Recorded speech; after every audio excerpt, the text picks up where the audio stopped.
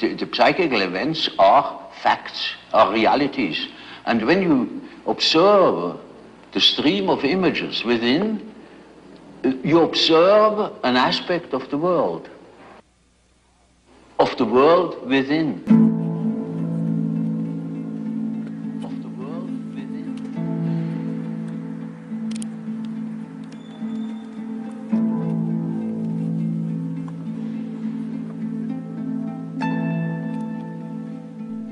Every stage of man's progress is made by the conscious, voluntary exercise of the imagination. Then you will understand why all poets have stressed the importance of controlled, vivid imagination. Listen to this one by the great William Blake. In your own bosom you bear your heaven and earth, and all you behold, though it appears without, it is within, in your imagination, of which this world of mortality is but a shadow. There was a tremendous human hubris, a dismissal of the true divinity within man, which in Blake's terms is the imagination.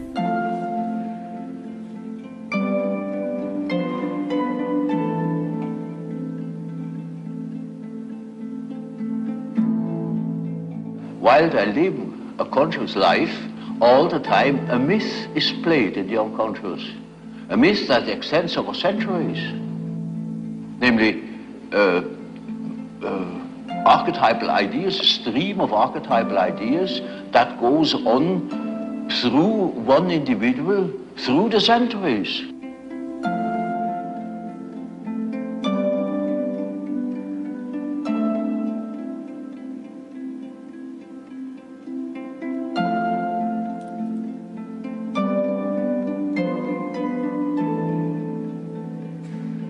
The structure of what we might call the human psyche, the inner universe, was fourfold. There are, for Blake, the four Zers, which correspond in a general way to Jung's four functions of reason, intuition, feeling, and sensation. And these four functions Blake has very marvelously personified in figures we all know, of whom the villain of Blake's myth, so to say, is the figure of Urizen, reason. Urizen puts bounds to the universe. It is a bounded universe, it is measured, it is the universe of quantity, if you like, the reign of quantity.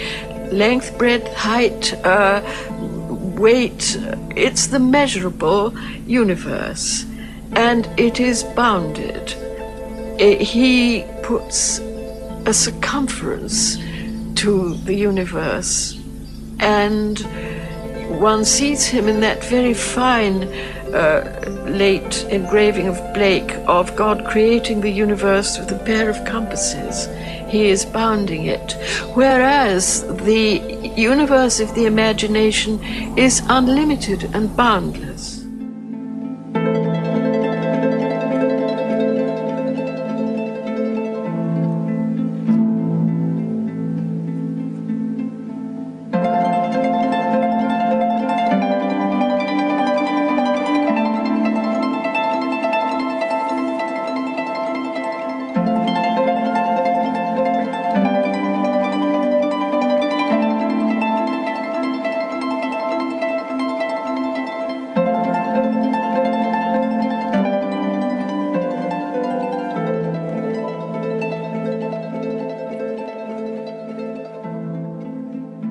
I am all imagination.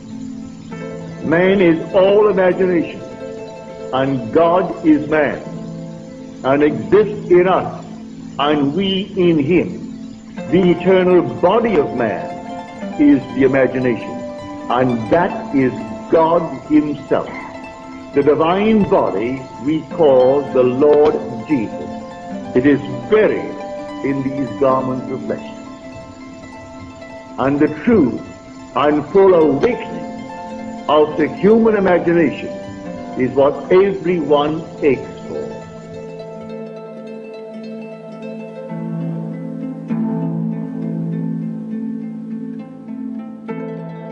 Do you not realize that Jesus Christ is in you? So I've identified him, because by him all things are made, good, bad, and indifferent. And if all things are made by him, I must watch what I am doing to catch him, to find out who he is that makes things in my world. I found him to be the dreamer in me.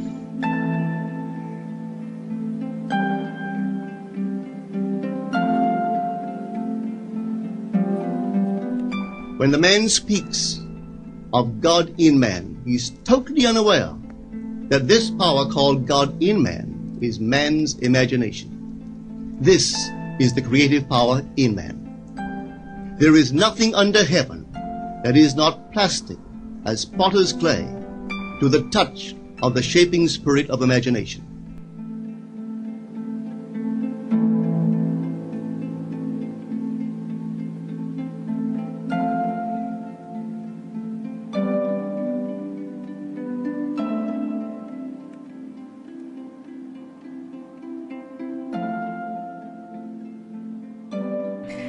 All of history, all of society, all of the experiences and discoveries of knowledge are all due to something inside of the human being. Civilization is nothing but a long shadow of something inside of the person.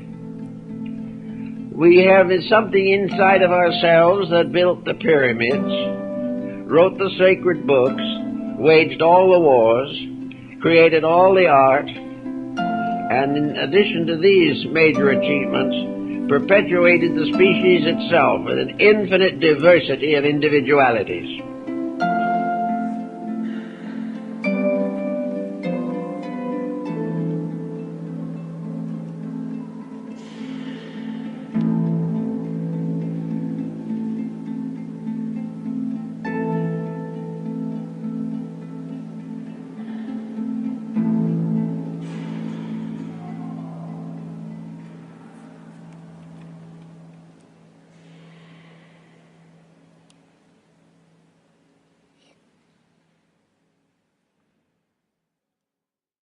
It's time to recover the beautiful use of the imagination. It's time to recover sculpturing for God, and painting for God, and poetry for God, and music for God, and dance for God. It all belongs to God.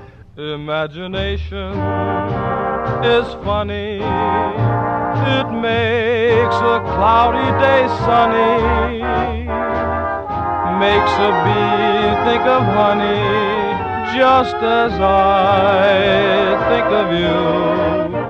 How do we move forward? How do we move forward knowing that we still need to do things that we haven't fulfilled our vision about where we want reality to be, about how we want to live our lives, about the relationships that we want, or the kinds of communities that we need or aspire to have?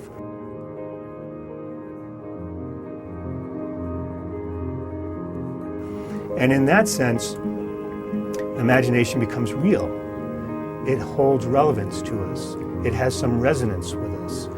And so for me, imagination needs to be paired with reality. And it's at that point that it holds meaning and power, and it can also rejuvenate us because we come face to face with where we are, but we can also see the possibilities of what's ahead.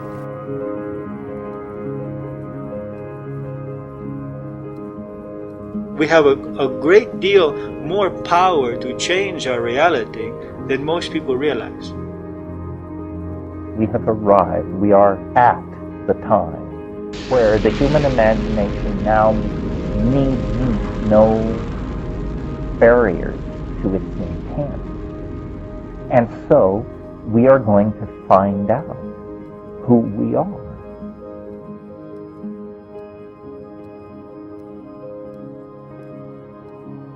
Man, which means men and women, human beings, are divine beings.